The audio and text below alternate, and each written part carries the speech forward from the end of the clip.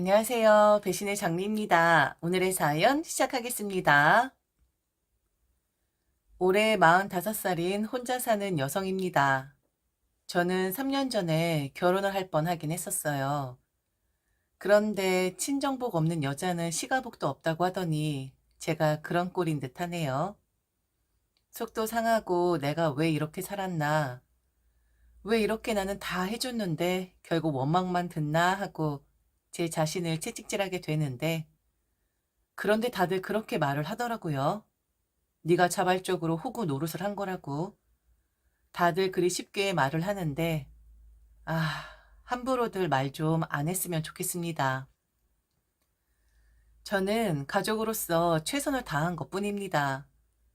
제가 잘못한 게 아니라 그걸 이용한 식구들과 시가가 될 뻔한 사람들이 욕먹어 당연한 거지, 제가 욕먹어 당연한 건 아니라고 생각을 해요.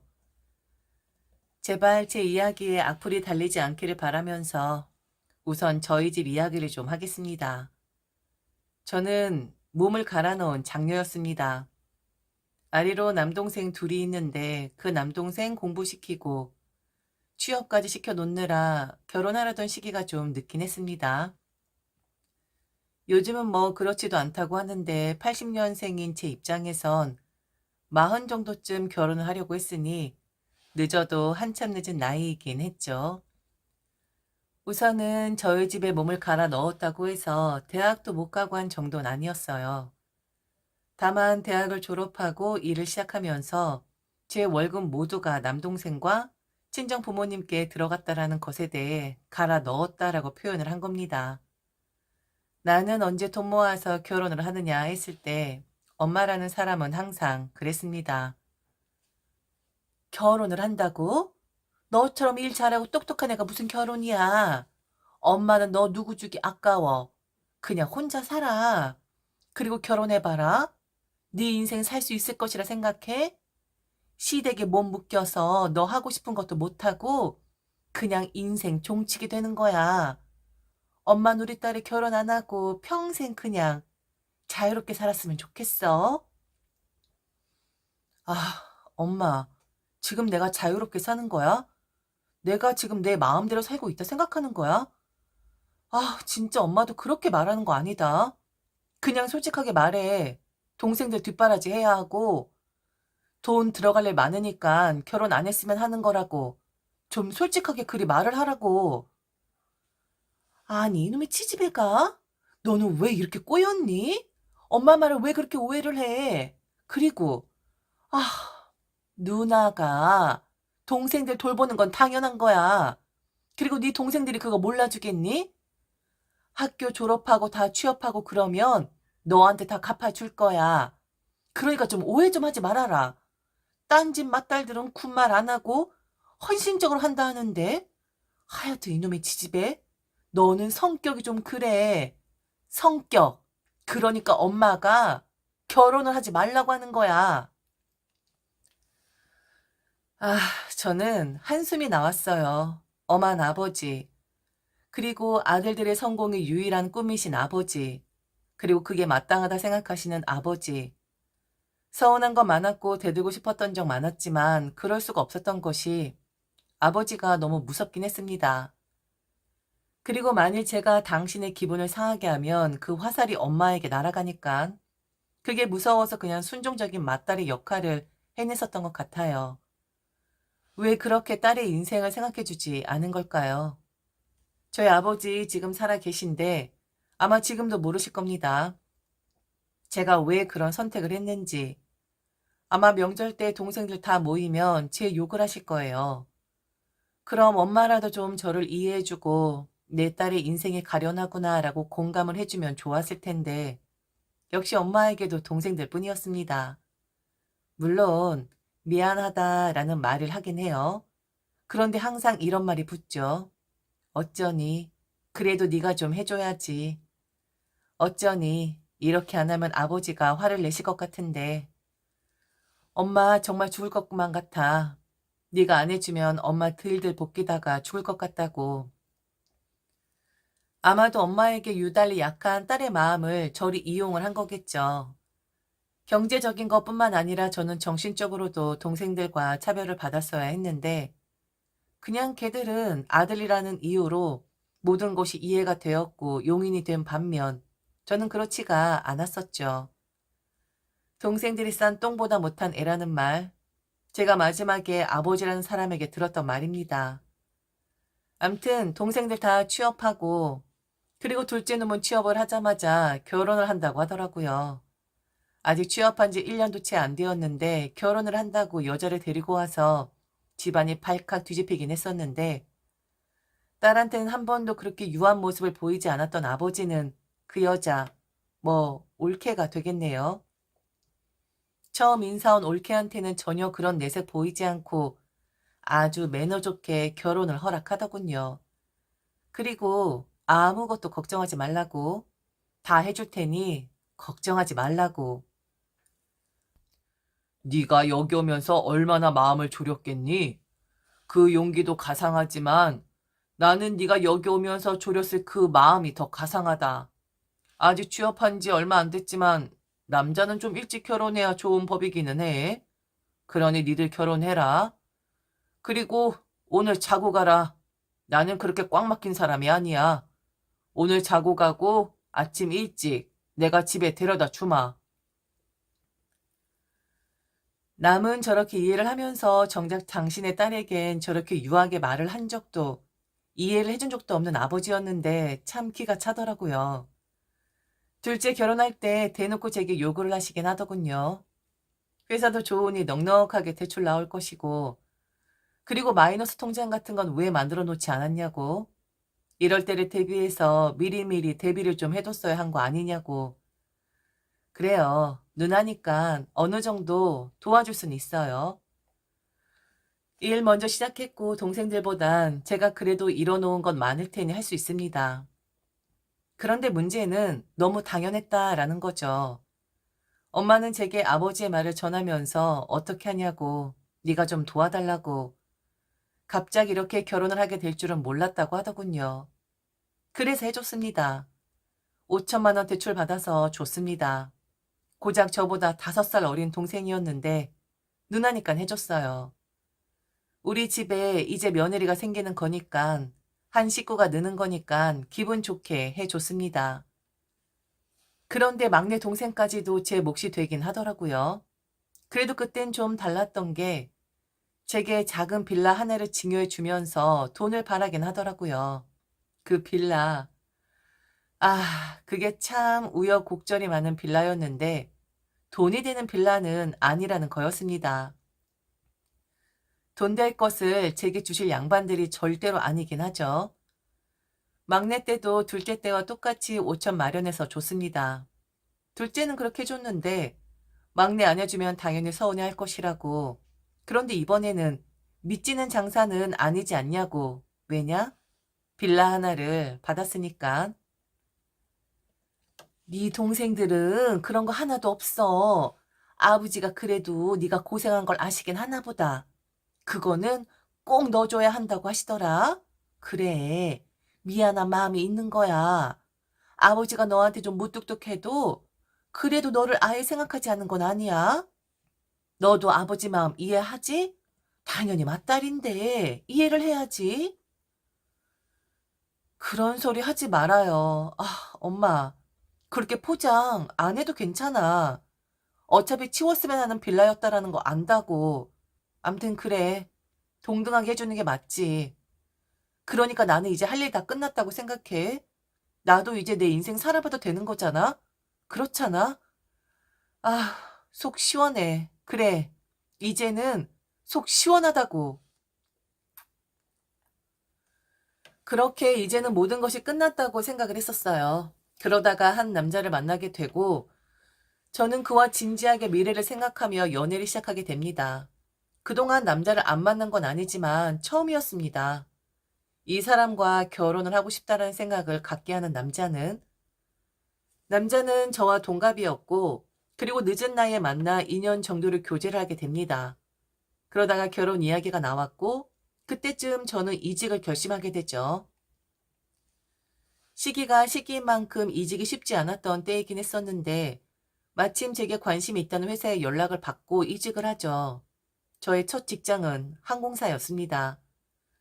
그리고 지금은 항공과 관련된 벤처기업에서 일을 하고 있고요. 뭐 이건 별로 중요한 게 아닌데 이직을 할 때 그 시기가 제게 아주 중요한 일이 결국엔 일어나고 말죠.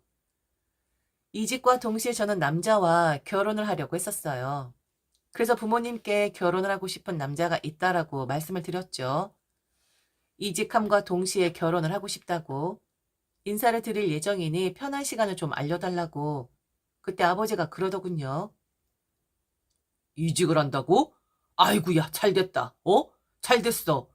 네가 몇 년 근무했지? 아이고, 퇴직금이 좀 되긴 하겠구나.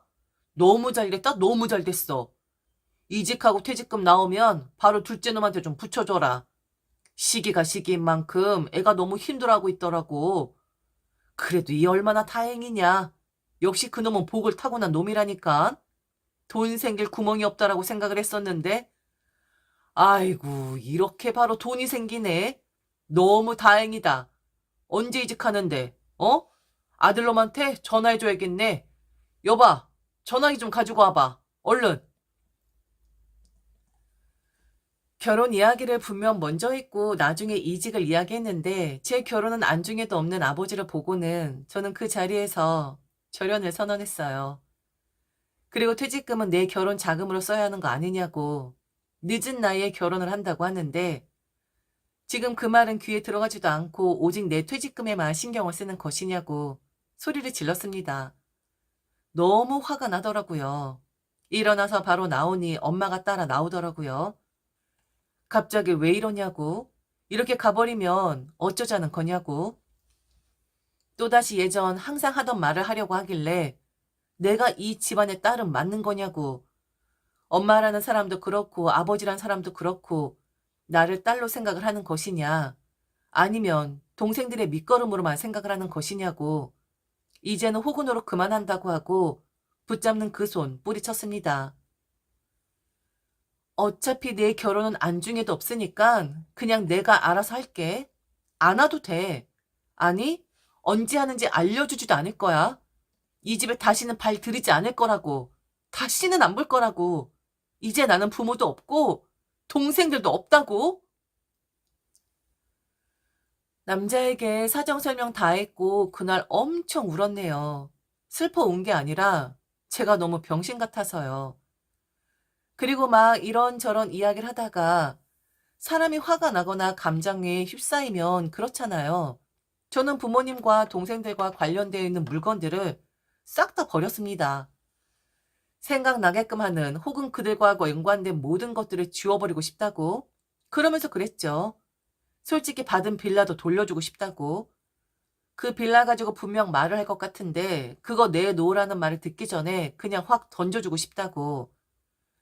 더럽고 치사해서 가지고 싶지 않다고 그리하고 싶다고 말을 했죠. 그렇게 말할 수도 있잖아요. 감정적으로 좀 올라가 있는 상태였으니까. 내가 다시 돌려줄 필요도 없고 그냥 보기 싫으면 팔아버리면 되는 건데 너무 업이 되었으니까 흔적을 지우고 싶으니까 그리 말한 건데 남자는 그걸 곧대로 들었나 보더라고요. 암튼 그날 남자는 저를 충실하게 위로를 해줬고 그리고 저는 일주일 뒤에 남자의 어머니께 인사를 드리러 갑니다. 남자의 어머니에게도 이미 다 이야기를 해 놓았다고 하더라고요.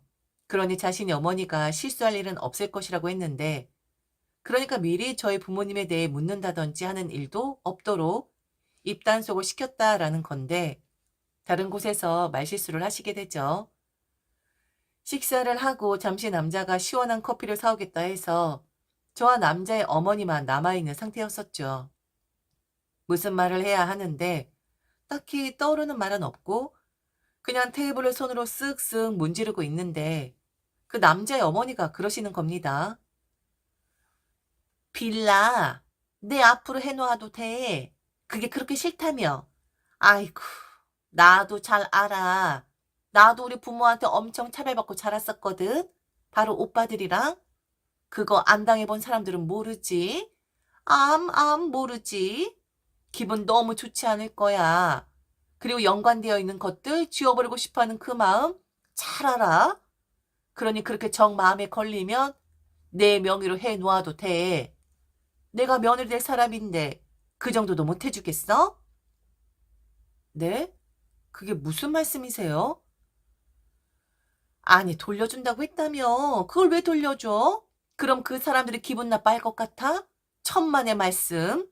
절대로 그렇지 않아. 그 사람들을 더 기분 나쁘게 만드는 게 뭔 줄 알아? 바로 니들이 내 가족이 아니어도 나는 새로운 가족을 만들었어 라는 거야. 당연히 못된 부모니까 빌라 이야기 하겠지. 그때 우리 며느리가 우리 시어머니한테 드렸어요.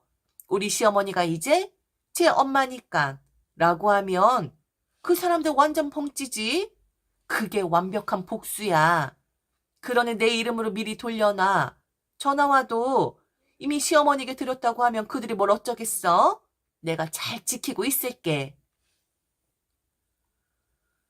왜 이렇게 다들 내 것을 빼앗아가지 못해서 안달인 거지? 아, 이건 또 무슨 시츄에이션이지? 할 말을 없게 만들어서 그냥 어이없게 바라보는 건데 제게 또 그러는 겁니다.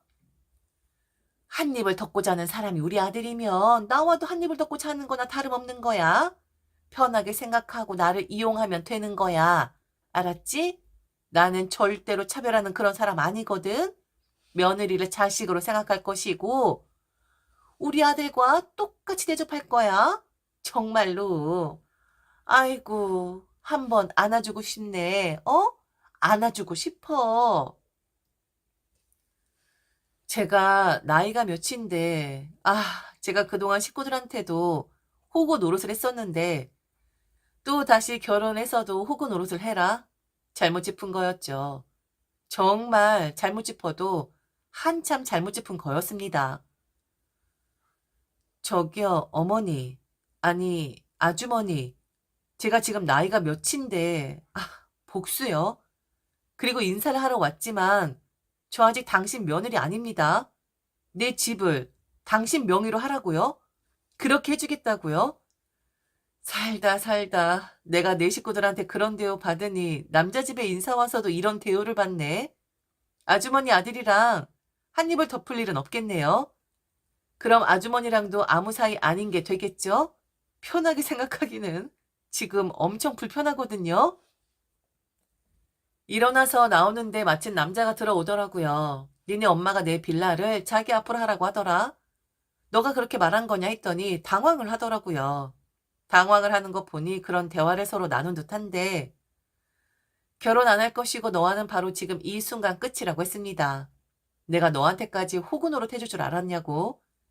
그래서 사람 만만하게 보고 이딴 소리 짓거리냐고. 연락하면 가만 안 둔다고 했어요. 그리고 저는 그 집을 나왔죠. 유난히 맑은 하늘이었습니다. 하늘을 바라보는데 눈물이 나더라고요. 바로 집으로 가긴 뭐해서 동해로 갔는데 바다를 보면서 즐겁게 노는 사람들, 웃으며 떠드는 사람들을 보면서 저는 다짐했습니다. 인연 끄는 거 확실하게 정리를 하겠다고. 이후 저는 2명의 동생들에게 내용 증명 보냈습니다. 제가 빌려준 5천만 원을 이제는 회수를 해야겠다 생각이 들었거든요. 가족 사이에 그럼 안 된다는 거 알고 있지만, 그리고 누나로서 조전하다라는 것 알지만 그렇게 정리를 해야 더 이상 호구로 살지 않을 것 같았어요. 변호사 선임해서 내용 증명 보냈고 순차적으로 절차를 밟았습니다. 월급 통장 압류하기 하루 전날 남동생 둘에게 5천만 원 들어오더군요. 사실 이게 증거를 좀 많이 남기긴 했었어요. 제가 남긴 게 아니라 동생들이 말이죠. 맨날 카톡으로 누나 5천만 원 이번 연도에는 갚아줘야 하는 게 그 말이 새해 인사였었거든요. 저 또한 좀 갚으라고 농담식이었지만 카톡 내용에는 적나라하게 표현이 되기도 했었고요. 돈 받고 저는 지금 일을 하면서 혼자의 삶을 잘 살고 있습니다. 그리고 부모님 생각은 나지도 않아요. 그게 아마도 저는 할 일을 했으니까. 그래서 미련이 없어서 편하게 지내는 게 아닌가 싶습니다. 복이 없다라고 생각을 했었는데 이제는 그렇게 생각 안 하려고요.